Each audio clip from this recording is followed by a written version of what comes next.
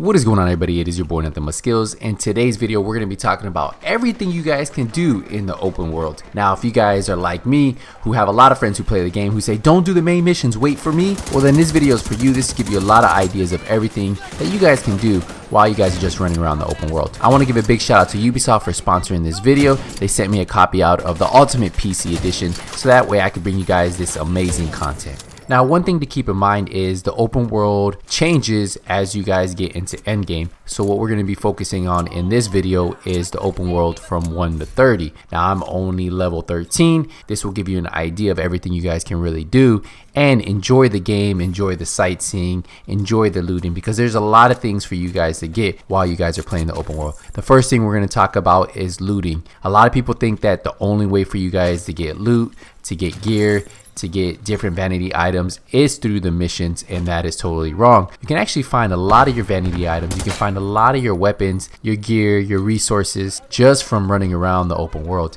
And that's what I love about this game. I love how you can just get caught up in the moment, caught up in the environment. As you're exploring, enjoying everything the Division 2 has to offer, you find all this really good loot. And that's something that I really like about this game. And one thing I've noticed is loot spawns everywhere. You can be running down an alleyway and then you just ran into a bunch of treasure, right? This is what I'm calling it. I'm calling it treasure. But there's just so much loot scattered throughout the map that this might be something good for you guys to do when you guys are playing solo, when you guys are waiting for your friends to log on. Well, you have the open world. Run around a little, enjoy it, and I promise you, the more you look, the more loot you're gonna find. Now, the great thing about this is you're not only gonna get gear, you're not only gonna get weapons, but you're also going to find crafting material. You're gonna find resources that are gonna be very valuable to you in this game. So don't think that the only place you can get gear is through main missions, side missions. Hey, the open world has a lot of really good gear scattered throughout the map. And we can't forget about vanity items. Who doesn't like making their character look different than everybody else in the division? Well, searching the open world is going to give you access to those vanity items. Now, once you do get those vanity items, you need to head to your character menu, go down to where it says apparel, and then you can select all the vanity items that you currently have. Now, when you do find vanity items, they will automatically be placed in that area. Now, there are a bunch of things you can do in the open world that are not just about farming. Now, there's going to be control points, there's going to be enemy convoys, there's going to be public executions. So there's going to be a lot of things that you can help disrupt to bring some kind of control to your open world. The first activity we're going to get into is resource convoys. The enemy tends to have a couple of these convoys going on throughout the map. You just have to look on your map and you'll find them. Now, to complete this activity successfully, you need to disrupt the convoy, and then you're going to have to deal with the reinforcements. As long as you can kill all of the reinforcements, you will have access to those supplies. And not only do you get access to the supplies, you also get XP for completing each of these activities.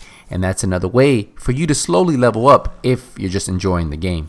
Another activity you can do is propaganda broadcast. You need to disrupt that broadcast, and to do this you need to activate the speaker. Now, once you do activate the speaker, you're going to have a wave of enemies coming. Now, once you clear these enemies out, that is when it's going to ask you to reboot the speaker.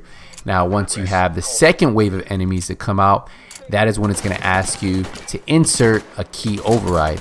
And to get the key override, you need to kill the enemy who is going to drop this key. Now, once you have the key, you just have to insert it into the speaker tower, and once you do that, you'll get your final wave of enemies.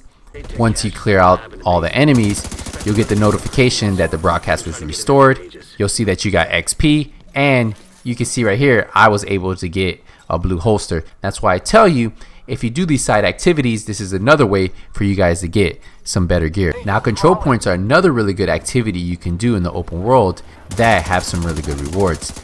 Now, the great thing about doing control points is at the end of these control points, they usually have supply rooms, and I'll show you that in just a second. Control points seem to take a little bit longer than the other activities in the game, but the rewards at the end seem to be always worth it.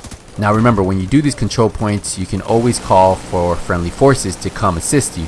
Now, once you clear out all of the enemies, you'll get the notification the Navy Plaza was captured, so that means you now have control of this control point. Then you'll get a notification on some of the areas that the supply room was unlocked. Now that is where you want to go to, because that supply room is going to have a lot of really good loot. So if you feel that you might be slacking on some of your weapons, or you feel like you're slacking on some of your gear items, and you're like, man, I wish I had better gear, I wish I had some better gear items, control points might be something you might think about doing, because it's a great activity to do as a solo player, and it's not very hard to do. Make sure you guys don't forget about when you do get that notification about the supply room, you make sure you head over there, because there's going to be some really good loot sitting in there waiting for you.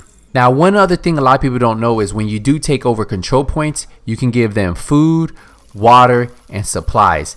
And when you do give them these items, it's going to strengthen the control point, and it's going to allow them to fight back against those enemy factions. Another activity you're going to see that pops up on your map are going to be unknown activities. Now, these unknown activities can be totally random, and they're always different. We're going to dive into one of those unknown activities right now. So this unknown activity says target practice, and it tells me to talk to this gentleman right here. Now, once I do speak to him, it's going to tell me that I need to shoot the targets. Now, upon completion of hitting every single target, you're going to see I get the notification, target practice complete. Now, that is what I'm telling you. There's a lot of different ways for you guys to enjoy this open world. Just right here, I was able to get XP. I was able to get crafting material. And then at the very end, I got some really cool shoes in a little loot bag in the back. That is what's really impressive about this open world. There's just so many activities that I haven't even been able to experience while playing this game. Now, the next thing we're going to talk about are cell phones. There are cell phones scattered throughout the map, and each of those transmissions have some kind of storyline. So if you are like me, who likes enjoying the story of the Division, and you kind of want to know like a little backstory of the Division, those little cell phone recordings have some really good information to the backstory of a lot of the characters in the Division. So I would be on the lookout for those, because not only do you get a little backstory on each of the characters in the Division, you also get some XP. Now, who doesn't like XP, right? Another thing that gives you a little bit of XP that I would be on the lookout for are echoes. And this also gives you a backstory to the Division, what's going on in DC, and sometimes you get some really good information on the characters of the Division. Now, you guys have to remember, the open world 1 through 30 transforms once you hit endgame, because a lot of things change, right? So enjoy yourself, enjoy the open world. There's just so much to do, and this is without even having to do main missions or side missions. There's just a lot of really cool activities and a lot of really cool things for you guys to see. DC is amazing, and the way that Division Ubisoft put this together is very impressive. So I'm having a lot of fun. I thought I was going to miss New York City. I don't miss it one bit. Enjoy the game, guys. Let me know what you guys think about the open world. Are you guys having fun with the game? Let me know what your thoughts are on the Division 2 so far, from seeing gameplay from me, from seeing gameplay from other content creators, from playing the game yourself. What are your thoughts on it? So far, I'm very impressed, and I can't complain. I'll continue to bring you guys content as always, so stay tuned on my channel. I want to give one big shout out to Ubisoft for sponsoring this video. Thank you to them, and thank you to everybody for always supporting this channel. Until the next video, nothing but skills out.